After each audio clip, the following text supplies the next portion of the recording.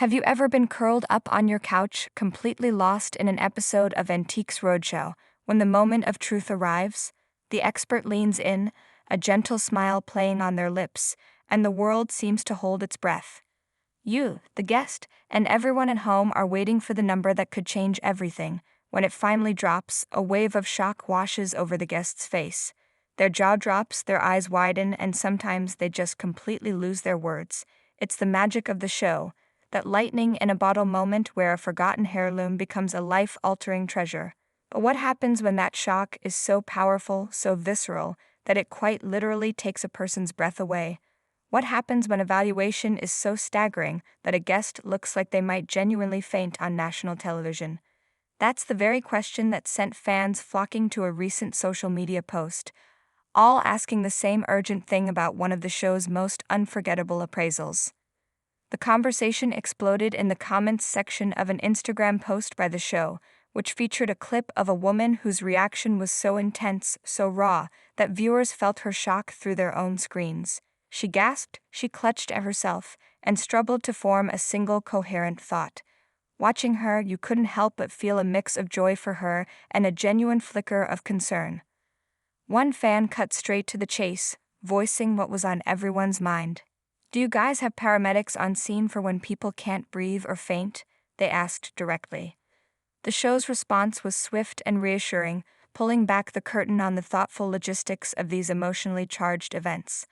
"We do have EMTs on site for the event," the official account replied, and they didn't stop there, adding another crucial detail for those suddenly holding a small fortune, and security to escort owners of any high-valued items back to their cars. The relief in the comments was palpable. The original commenter replied with a simple but powerful, first-class service, while another fan chimed in, "Always wondered that, thanks." The woman in the video had clearly left a lasting impression. One viewer admitted, "That was literally my first question when I saw her reaction." The shared experience of watching from home, hearts pounding in unison with the guest, was a running theme. "I almost needed an EMT, and I'm on my couch," one person joked. Another echoed the sentiment, asking, "What about us watching from home?" It's a testament to the show's power that the emotional impact can leap through the screen and grab you just as tightly. So, what was the story behind the treasure that caused such a breathtaking reaction? It all starts in Paris, 1961.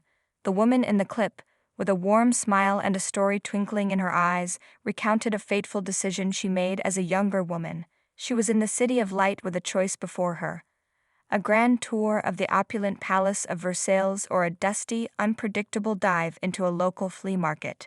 For many, Versailles would be the obvious choice, a day of gilded halls and manicured gardens. But she followed a different impulse, a treasure hunter's hunch. She chose the flea market. Wandering through stalls brimming with forgotten histories, her eyes landed on a statue. It was a work of Art Deco elegance, a piece called Clown's Dream, by the artist Demeter Chiparis. It captured a moment of whimsical melancholy, frozen in bronze and ivory. She fell in love. For the grand sum of $50, the dream became hers. For decades it was simply a beautiful object, a cherished memory of a magical day in Paris, a story she'd tell friends. It wasn't an investment, it was a piece of her life. Fast forward to 2010, when she brought her beloved statue to an Antiques Roadshow, taping to finally learn more about its history. She sat down with expert Eric Silver, who looked at the piece with an almost reverent admiration. "This work that you have is really incredible," Silver began, his voice setting a tone of suspense. He explained that Chiparis is a highly sought-after artist, but his popularity comes with a major caveat. "We see more Chiparuses on the Antiques Roadshow than any other sculpture," he revealed, before delivering the twist.